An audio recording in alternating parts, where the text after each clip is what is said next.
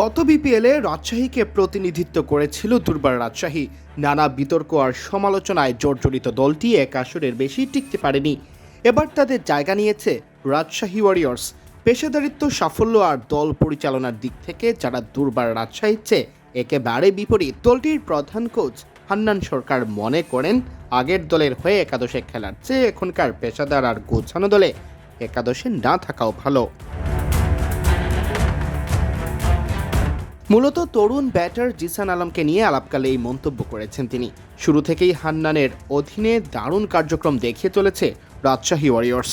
দলে নিয়েছেন পরীক্ষিত পারফর্মারদের, জিসান তাদেরই একজন। যদিও তিনি এখনও এক ম্যাচেও সুযোগ পাননি একাদশে, ফাইনালেও সুযোগ পাওয়ার সম্ভাবনা নেই বললেই চলে। অর্থাৎ গোটা আসরটাই কাটছে একাদশের বাইরে। জিসানের মতো তরুণ একাদশী নেই, খারাপ লাগছে কিনা জানতে চাইলে হান্নান বলেন, খারাপ লাগা তো আছেই, কিন্তু আপনি যদি আমার ক্যারেক্টার সম্পর্কে একটু দেখেন, আমি কিন্তু আসলে প্রফেশনাল জায়গায় কখনো আমার খারাপ লাগা বা আমার পার্সোনাল ইমোশনটাকে প্রায়োরিটি দেই না। নিশ্চিতভাবেই জিশান আমার খুব কাছের একজন প্লেয়ার, যাকে আমি খুবই পছন্দ করি এবং আমি মনে করি সে টি-20 জন্য যথেষ্ট ক্যাপাবল একজন প্লেয়ার। বাট টিম সবসময় ফার্স্ট এগিয়ে আসে এবং সেই জায়গা থেকে জিশানকে খেলাতে না পারে আমার নিশ্চিতভাবেই খারাপ লাগে। বাট জিশান খুব ভালো করেই জানে এবং জিশানকে আপনি দেখবেন যে সবসময় কিন্তু চাঙ্গা থাকে মাঠে।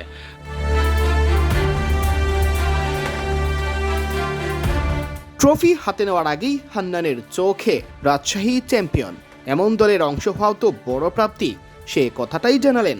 মেন্টাল যে মোটিভেশনটা, খেলতে না পারলেও যে একটা চ্যাম্পিয়ন দলে খেলার যে মোটিভেশন, সেটা তাকে দেওয়ার চেষ্টা করা হচ্ছে।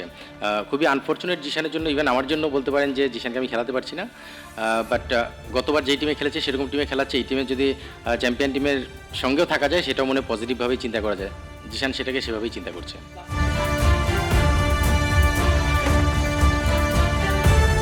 দ্বিতীয় কোয়ালিফায়ারে ছিল বেশ কিছু চমক। এর একটি রাজশাহীর একাদশে রিপন মণ্ডলের না থাকা, তার জায়গায় সুযোগ পেয়েছেন তানজিম হাসান সাকিব। ফর্মে থাকা পেসার রিপনকে না খেলানোর পেছনে হান্নানের যুক্তি।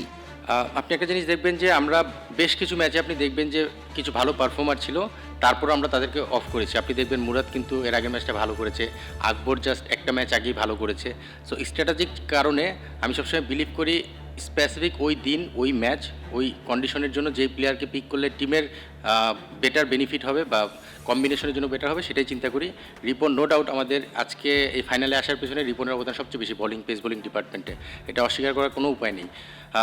সো সেই জায়গা থেকে আমাদের কাছে আজকে মনে হচ্ছে সাকিব এমন একজন প্লেয়ার, চ্যাম্পিয়ন প্লেয়ার, আপনারা সবাই জানেন, বাংলাদেশ টিমের কি প্লেয়ার। পাশাপাশি তার যে অ্যাগ্রেশনটা আছে সেটাকে আমরা ইউজ করতে চেয়েছিলাম।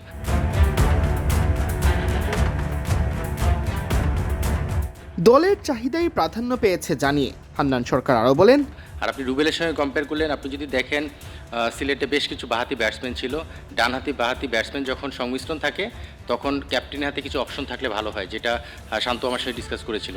সেই জায়গা থেকে আমরা দুজন অফ স্পিন অপশন কিন্তু আজকের ম্যাচে ইনক্লুড করেছিলাম। তবে হ্যাঁ, একটা গ্যাম্বেলিংও বলতে পারেন যে একটা সাইড ছোটো থাকলে তখন কিন্তু স্পিনার ইউজ করার ক্ষেত্রে একটা চ্যালেঞ্জ থাকে, সেটাও ক্যাপ্টেনের মাথায় ছিল এবং আমরা দুজন মিলেই সেই প্ল্যানটা করেছিলাম। ইভেন আমাদের কোচ রাজিন সালে তার কাছে আমরা যখন স্ট্র্যাটেজি সাজিয়েছি সেই জায়গাটায় কিন্তু আমরা সেটা মাথায় রেখেই সাজিয়েছিলাম। বাট হ্যাঁ, আপনি যেটা বললেন রিপনকে অফ করার ক্ষেত্রে আমাদের অনেক ভালো মতোই চিন্তা করতে হয়েছে। বাট স্ট্র্যাটেজিক কারণে আসলে রিপনকে একটা ব্রেক দেওয়া, ইউ নেভার নো, নেক্সট ম্যাচে হয়তো বা সে আবার ব্যাক করতেও পারে।